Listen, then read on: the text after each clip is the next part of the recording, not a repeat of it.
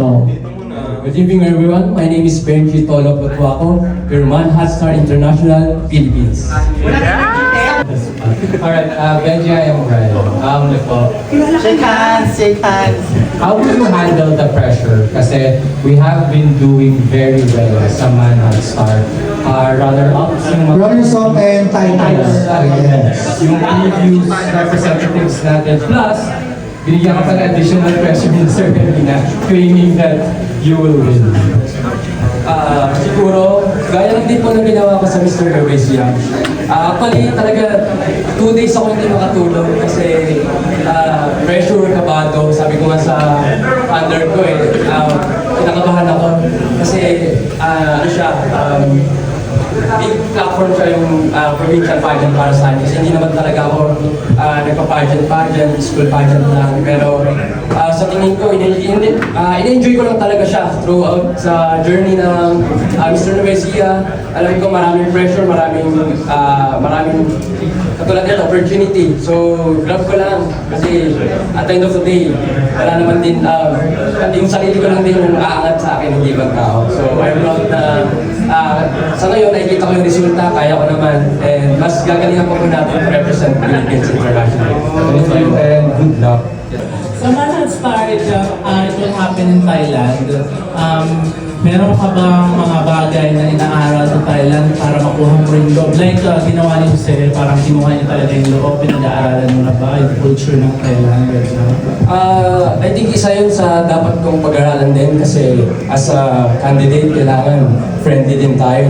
At yung may personality, kailangan i-represent natin yung Philippines na maayos, responsible, and marami tayong mga pasabog kasi actually hindi naman, nung nakita niyo yung swinger competition ko, so medyo may kwela version ako. So, kasi sabi ng tao, masungit daw. So, kaya, Paano yung kwela version? Sa mga hindi nakapanood. Gumanong-ganon siya. Pakiulit daw, in 3, to the right muna tayo. Kilala ko itong mga minsan, tapos sasabihin, Mike naman eh.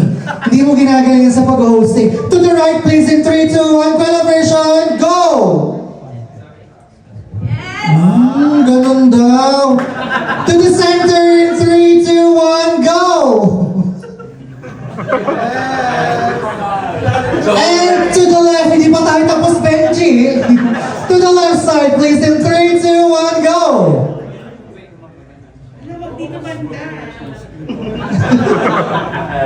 signature mo. Siguro ito, yung pinaka nakakatawa para sa akin as a advocate for fitness.